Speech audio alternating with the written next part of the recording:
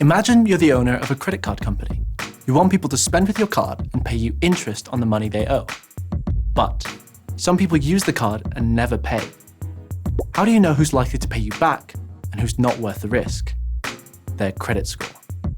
It's usually a number between 0 and 999, and it's based on your credit history, how you've paid past debts.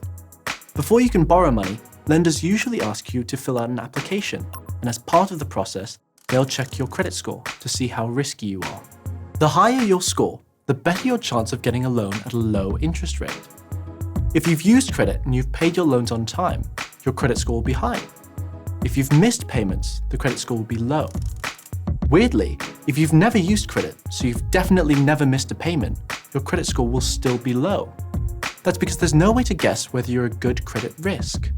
There's really only one way to earn a high credit score, and that's to use credit wisely. You can take out a credit card from a bank or business, sign up for a phone contract, or say yes to a buy now, pay later offer.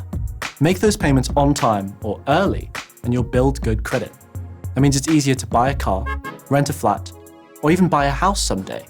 But make those payments late and your score will drop.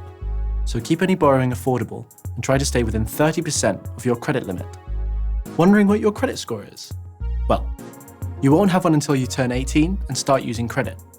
You can then check your score online through any of the 3 top credit reference agencies: Experian, Equifax, and TransUnion.